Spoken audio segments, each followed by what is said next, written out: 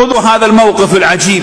قتيبة بن مسلم الباهلي انطلق حتى وصل إلى بلاد الصين، انطلق من بغداد ولم يقف إلا عند أسوار الصين، فتح بلاد المسلمين كلها، ودخلت آسيا في الإسلام دولة خلف دولة. فلما وقف عند باب الصين، وكانت الصين منيعة حصينة ومن أقوى قوى الأرض، ولا يعرفون ما هم العرب، وليس للعرب شأن عندهم، فلا حضارة ولا تاريخ ولا مجد. فلما وقفت الجيوش على تلك الأسوار العظيمة، أرسل ملك الصين لهم وقال: يأتينا مندوب منكم نرى ماذا تريدون. وقد لم يكونوا كثرة، كانوا في نظرهم قلة مقارنة بالصين آلاف الملايين من البشر. فلما قالوا لقتيبة ملك الصين يريد وفدا، أرسل لهم 10 من الرجال، عليهم أحد التابعين اسمه الأكلبي، وانطلقوا وخططوا لخطة عجيبة. أتوه في اليوم الأول وهم يلبسون الثياب البيضاء الجميلة الناعمة الهادئة. فلما دخل الوفد وكانوا 10 من الرجال، لم يكلمهم الملك ولم ينظر إليهم، ثم انصرفوا. فقال الملك لمن معه: ما رأيكم في هؤلاء؟ قالوا: إن كان الذين خلفهم مثلهم فلا خوف علينا، من نعومتهم ومن حسن ملبسهم وجماله. فلما كان من الغد استأذنوا على الملك ودخلوا، فإذا بهم قد لبسوا العمائم، وإذا بهم قد تهيبوا في لبسهم وأحسنوا من شكلهم.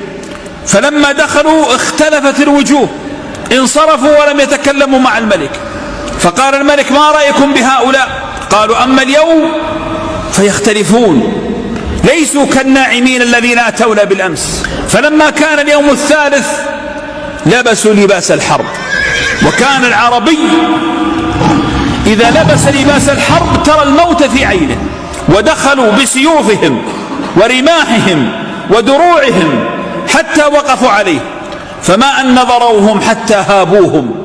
فقال الملك لمن معه: كيف رأيتموهم اليوم؟ قالوا: رأيت المنايا تحملها المطايا، أي رأينا رجالا يحملون الموت في أيديهم. الوضع اختلف.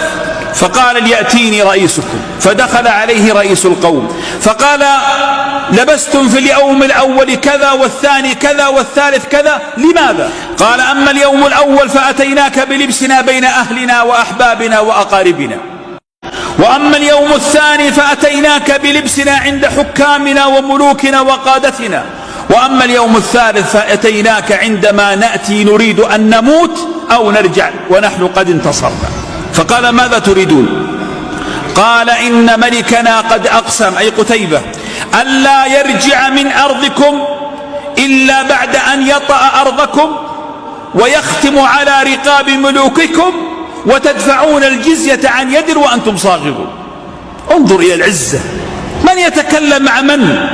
مع ملك الصين الذي جيشه يغرق الأرض كلها، ولكنه المؤمن عندما يرتبط قلبه بالله عز وجل.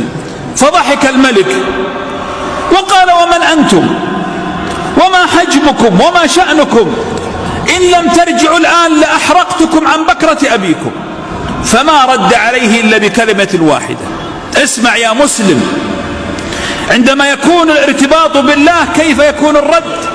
قال: كيف لك يا ملك الصين بجيش أوله هنا عند سور بابك وآخره هناك في منابت الزيتون في فلسطين، كل من هم خلفي جيش واحد يشهدون أن لا إله إلا الله، لو هبوا لهبوا كلهم بسيف واحد وصوت واحد.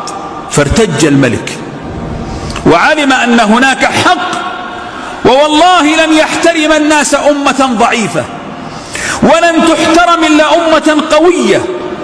فقال: ماذا يريد ملككم؟ قال: أقسم أن يطأ أرضكم. قال: أحضروا الصحون من الذهب وضعوا فيها شيء من تراب الصين واذهبوا به ليبر بقسمه. قال: ثم ماذا؟ قال: ويختم على رقاب ملوككم. قال: أرسلوا له بعض غلماننا ليختم عليهم. قال ثم ماذا؟ قال أن تدفع الجزية عن يد وأنت صاغر.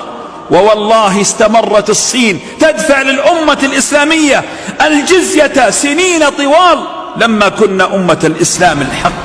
واليوم تشتتنا غثاء كما قال عليه الصلاة والسلام كغثاء السيل، تجتمع علينا الأكلة على قصعتها لما ضعف الدين في قلوبنا.